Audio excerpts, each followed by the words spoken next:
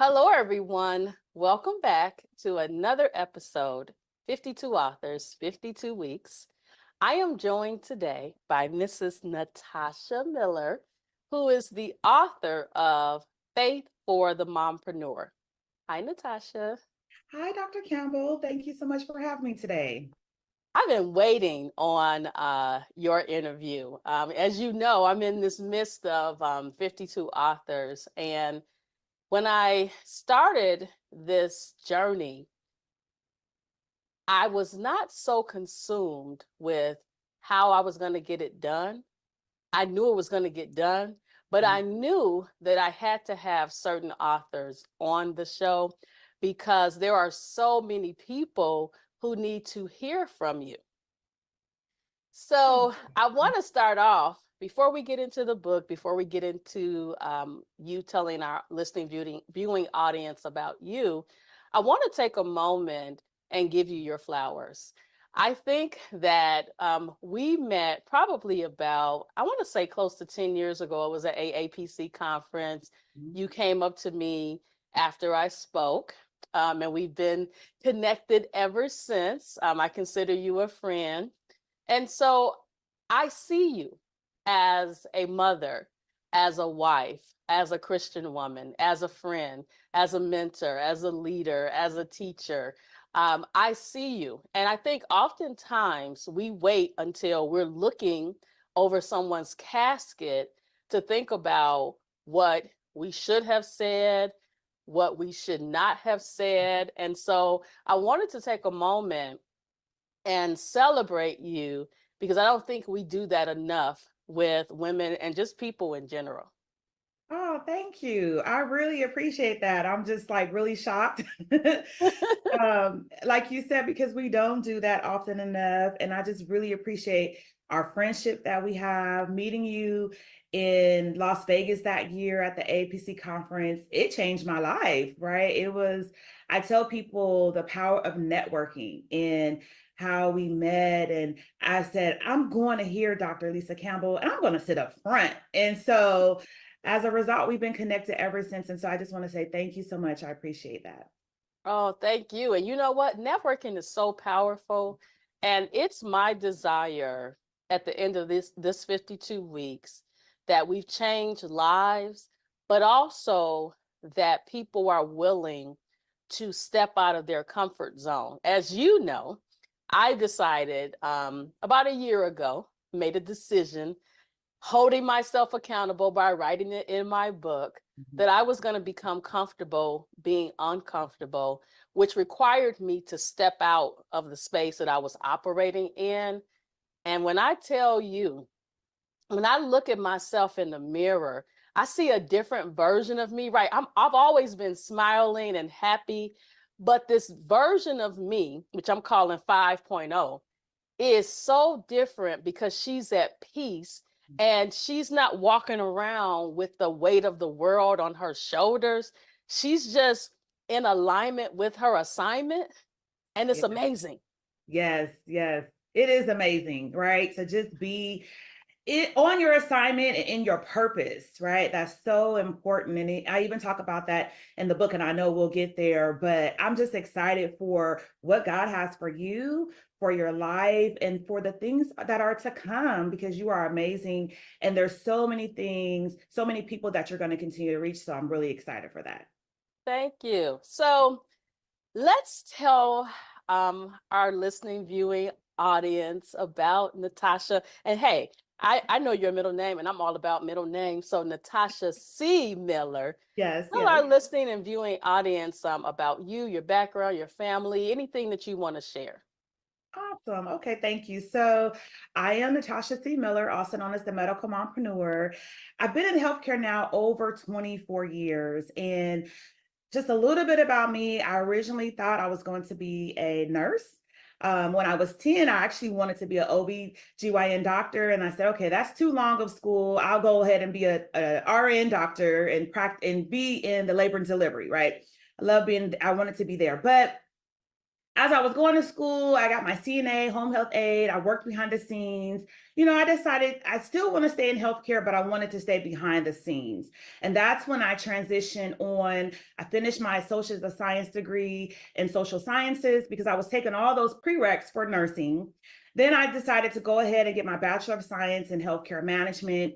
And it was during that time when I got introduced to the coding realm. I was already doing billing. I had worked for a urology clinic and I was a billing assistant, but the actual coding side of it, someone introduced me to that and said, hey, there's a great opportunity. You can make a lot of money. And this is like one of the best kept secrets. I said, okay, tell me more. And so I became certified, and becoming certified was one of the things that really helped change the trajectory of my life and for my family. I am married. I'm a wife, been married now 17 years. And we have 5 beautiful children, and I have a grandson. So our children range from ages 27 all the way down to 6, little Miss Nima. And I talk about her in my book. But after I got my Bachelor's of Science in Healthcare Management, I said, I wanted to specialize. So I went on and got my Master of Science in Health Information Management. And then that's when I was able to go and sit for the RHIA, which is the Registered Health Information Administrator. And so you have to read the book to learn even more about my story. But long story short, becoming certified was actually the key. It wasn't necessarily my degrees. My degrees have allowed me to be in position to do the consulting and to do some really great things in leadership. But as a coder, it was the certification. So if anyone is looking to become certified, I would really just point you into that direction. A lot of times we think we have to go pay a lot of money for a degree. You don't necessarily have to do that. And so we are a family of 5, like I mentioned, and me and my husband, we got married. I was young, 24. And so we were building our lives together. And it was a time where we lived in a 2-bedroom apartment. He worked and took care of us, but I also wanted to contribute. And as a result, we've been able to now, with his income and my income, take really great vacations. I've been working from home. I have my own business, been in business now over 12 years. I'm also a professor and consultant, trainer, speaker, coach, and the list goes on. I love it. And I loved hearing about your journey. I think oftentimes people see us today, they see the 2024 version of us, not realizing that there was a journey that we took part in, experience, right? That we might not have always looked like this, right? I Right, think people are fooled by the mask. When right. you take off the hair and the makeup and the jewelry, what do you see out of that person? And I tell people all the time that, they may see me out and about and I got on some jeans, maybe some yoga pants, may not be matching, because I recognize who I am. I understand how I got here, but I don't lose sight of where I started, right? And I Right, don't feel like I need to walk outside every day with all these things on that don't mean anything, because the things won't save me right, if the ambulance has to take me to the hospital, right? right. So I try to, and I notice that you do the same thing, just be authentically ourselves 24/7. That's so very important. So, So we're not going to tell them all about the book, because as I tell everybody, and my husband said, you're doing these 52 authors. Are you buying all of these books? I'm like, yeah. So I bought the books, number one, first and foremost, not to get all these interviews, right? Because I am a reader.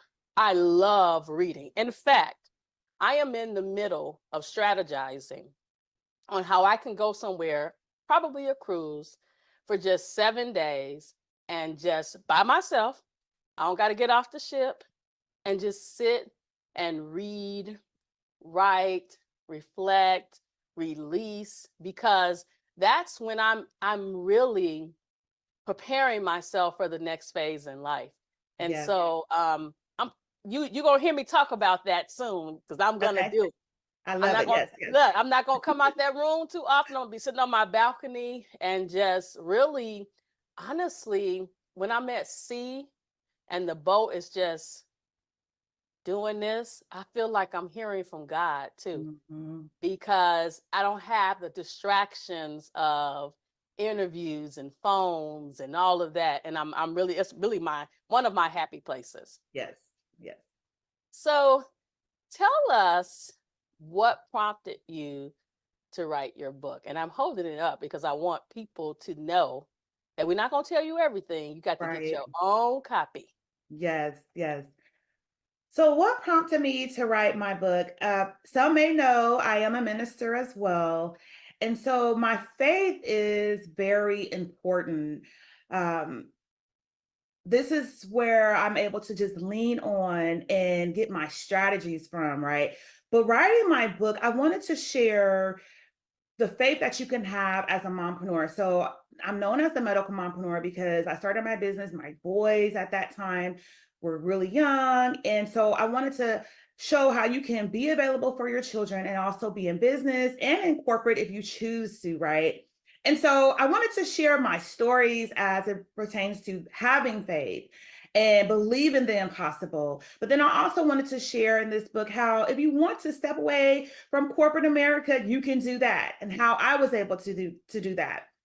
I also wanted to provide to those who are looking to increase their income, how you can do that, the strategies and tools on how we were able to do that, because we weren't always at the top. We had to start from the bottom, right? Also, just I love to share my scriptures, but what really just inspired me to write my book is because it has been faith that has allowed me to continue to go from day to day, from the next thing to the next thing. One of my favorite scriptures is, I can do all things through Christ, which strengthens me, right? And so I'm always turning to the Lord and I'm always praying, asking him, okay, give me the strength, show me what you want me to do, right? And ultimately, I wanted to share the things that I've been able to do to be able to help those who are trying to go the same direction as me. I love it. I think back on my journey as a mother, and I don't know if I've ever really said this publicly. I may have, but I don't remember. But at this point in the over 50 club, all bets off. I'm gonna say it. You're gonna say, did she say it? Oh yeah, she said it, because that's just where I'm at in life. But I remember growing up, I never had a desire, honestly, to be a mother, right? I didn't even think about motherhood, being a wife. And when I became a mother, for a long period of time, I was just trying to figure out what my role was as a person, let alone a mother, right? And so growing up in the church, yes, I knew about faith, faith of a mustard seed, right? I knew all the scriptures and all the lines that everybody likes to quote, but it was in those deep, dark moments where I had to pull out the faith that I learned about and then allow it to work in my life, right? The prayers of my grandmothers and my aunts and uncles and all of that, that started to manifest. But being a mother, as well as being employed or an entrepreneur, it's tough. And I was watching, I think Tamarind Hall, I watch all the talk shows, right? Because my vision is that there will be a talk show on TV that I'm on. So I'm watching Yes, everybody else, yes. right? I I'm love it. Yes. watching them do their thing. And there was an episode recently where there are some women who believe that their role in life is to be a stay-at-home wife. They had a term for it. And maybe they don't have any kids, but they're a wife, and their job is to stay at home and take care of their spouse. And there are some women who talked about how they got lost in that space because they didn't know who they are. I got married older in life, and so that was a struggle all by itself because I was a whole person. He was a whole person. We're coming together. We weren't traditional, right? Because I wasn't around here cleaning the house, and I treated him as the king, the head of the household, but it was a balancing act. Lisa as the wife, mother, Lisa as the entrepreneur. And there are many times I said, okay, God, are you sure this is what I'm supposed to be doing? Because it's hard and I don't got a rule book, right? I don't got a rule book to help me navigate just all of the challenges that you experience living life. So you talk about faith. I'm not going to let the folks see the chapter because they got to get their own copy. But in section 3, and this is why I brought this up, you talk about faith for the mom and how we face a lot on a day-to-day basis. And I often wonder, how do we do all of this on a day-to-day basis? And then my question for you, if you had to tell your younger self something, what would you tell her? Oh, that's a great question. Um, if I had to tell my younger self something, what would I tell her?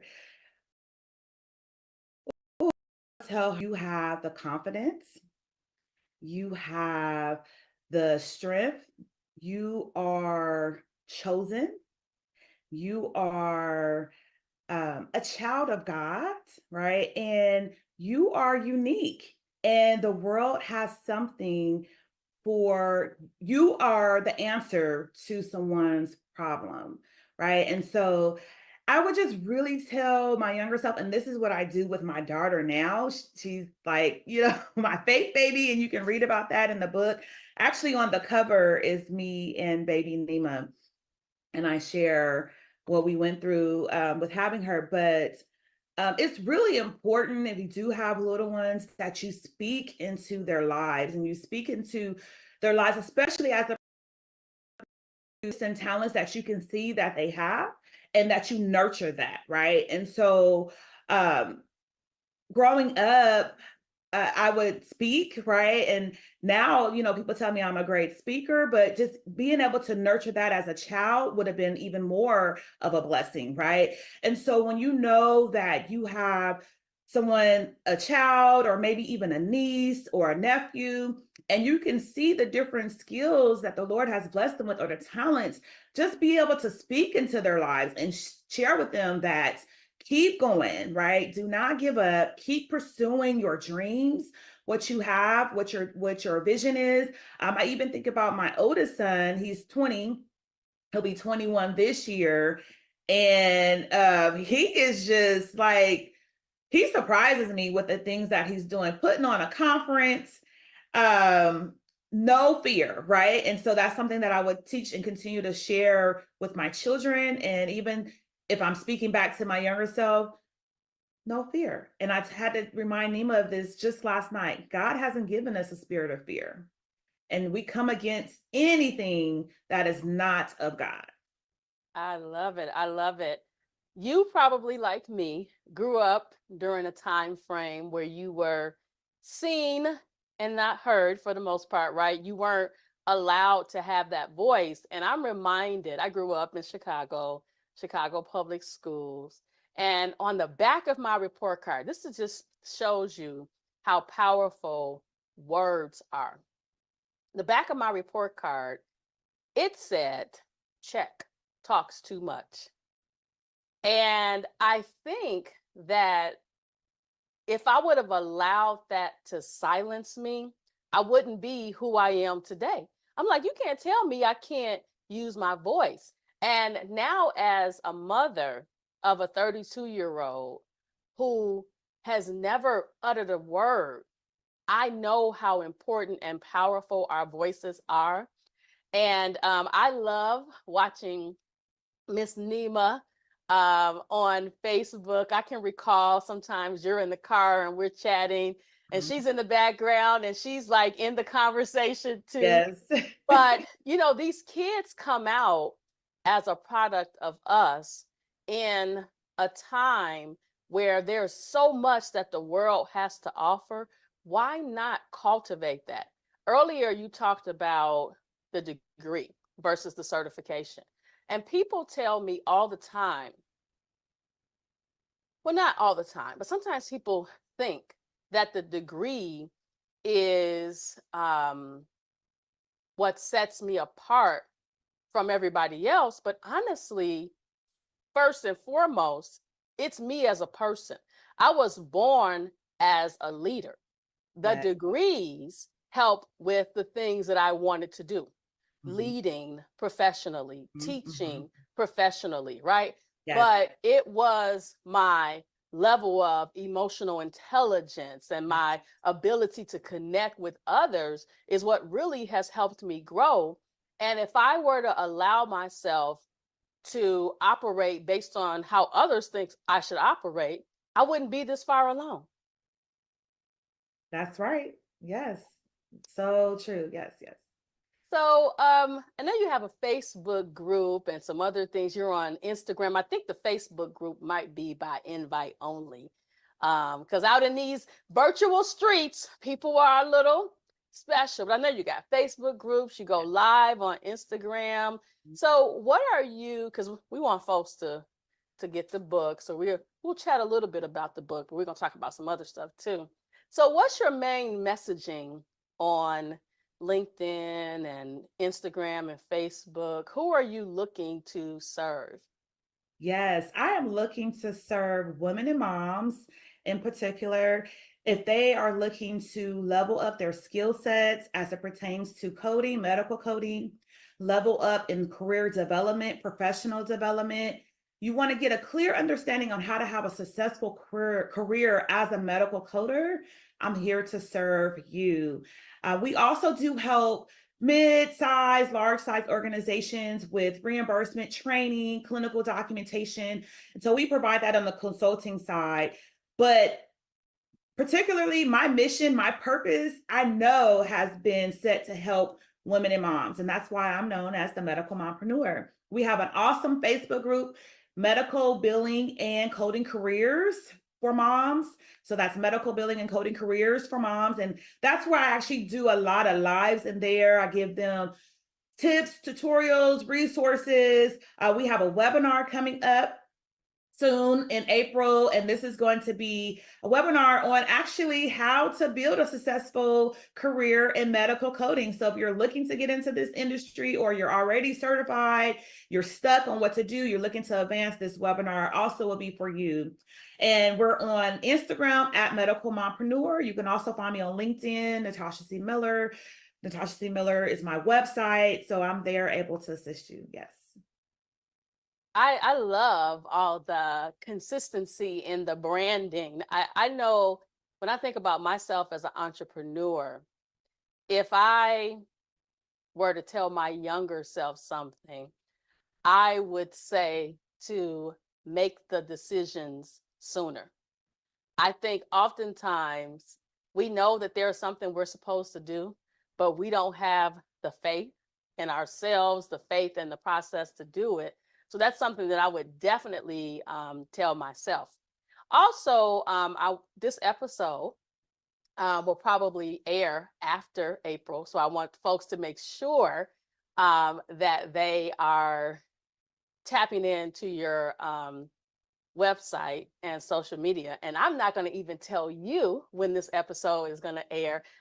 One of the things that I desire about the platform that I have is that it's authentic, that we're reaching people who breathe like us. Notice I didn't say look like us. I said breathe because we want to impact everyone that sees this. And when they see it on the day that I'm going to show it, you're going to be surprised. They're gonna enjoy it, and that's what I love about being my authentic self, right? As I've allowed myself to continue to grow, and I'm so glad that you mentioned coding because I want everybody to know. Contact Natasha C. Miller if you're talking about coding because every day on LinkedIn, somebody's like, don't you do coding? No, like I'm in a different phase in life. I'm into motivating and leading and inspiring. And I gave the coding, billing, 32 years of life, right? And so now I'm moving into the next phase of my life, have already moved there. Still do some revenue cycle, compliance, clinical documentation improvement projects here and there, but that's not the future of Lisa L. Campbell, right? Yes. So if you could share some words of wisdom, and I love how you have the scriptures and a portion of the book. We're not going to tell them where because we want them to buy the book. I like how you have the scriptures because some people have gotten away from, religion, faith. And I like one of the scriptures you quoted, Isaiah 61:7. Instead of your shame, you shall have double honor.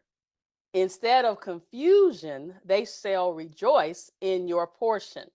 Therefore, in their land, they shall possess double. Everlasting joy shall be theirs. And this is the New King James Version for those who are like, what? That doesn't sound like, the official King James Version. But in today's world, you have to make things plain for people. I think about, me growing up in church. I didn't always understand the things. And so I like how when you're out there educating others about coding and clinical documentation, I see your little blurbs on LinkedIn, as well as Instagram. You make it plain for people to understand, right? Things don't have to be so complex. I think the complexity is what has been put in place to keep people out. And I don't want to keep people out. I want to let people in so that they can grow and experience life like we have. So, what are your final parting words of wisdom for the moms out there? Um, it hasn't been easy always. There's always going to be a phase in life where you're going to have to pivot and draw upon your faith and draw upon your community. But what are some words of wisdom, some parting words that you want to leave our listening, viewing audience with? Yes, thank you. I just want to encourage you on today to not give up. Do not lose your faith. No matter what you've been through or what you're experiencing right now, right? Like Dr. Lisa Campbell said, we all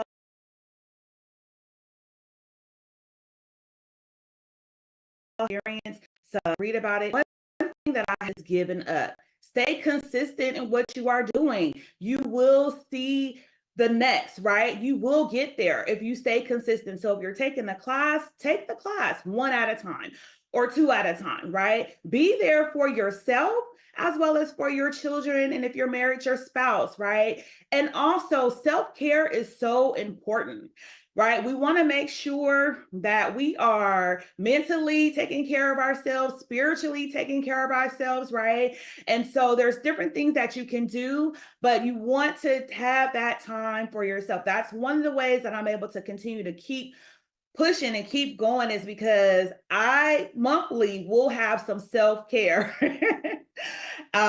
But yes, my encouragement for you in the Bible says all you need is a faith of a size of a mustard seed. So that's a small little seed. You don't need to have this big old giant seed, right? Start there with your small seed and watch it grow. Write down once you see those things accomplished, those goals accomplished. That's going to give you even more faith. That's going to increase your faith. And that's going to allow you to say, I can keep going. And so that's what I encourage you on today. I love it. One of the things I do for myself, I believe in self-care. But sometimes I'm just reminded of a scripture or a song, just something that just reminds me, it won't always be like this. And that sooner or later, things are Yes. going to turn around, but I got to keep putting in the work. I think that that's the missing piece. We give up too easy and we think we're going to click a button and all of a sudden the things are going to happen. you have to keep pressing forward, even when you don't see the end, even when people aren't supporting you. Right. Um, I remember so many times as a mother, I didn't feel supported, I didn't feel loved, but something inside of me just allowed me to keep fighting. And then I look back 32 years later and like, wow, how did you do all of that? But I know it's because I kept pushing. Yes, keep pushing. That is something that someone told me when I first started my business, is just to stay consistent. And that consistency has allowed me to stay in business. Now I pivoted, I've evolved, but I'm still pressing forward, right? And so it's like running your race. Keep running your race. Don't stop. It's a Lord, marathon, I'm right? It's running. right, right. It's not a sprint. And my last encouragement, I tell my students this all the time: your short term sacrifice will be a long term reward. And so, if you're taking that coding course, right, it could be about 4 months. Even if you're in college, that's still a short term sacrifice. It's going to yield a long term reward. I love it. I love it. Well, that's our time for today, everyone. This has been another episode, amazing episode. 52 authors, 52 weeks. See you next week.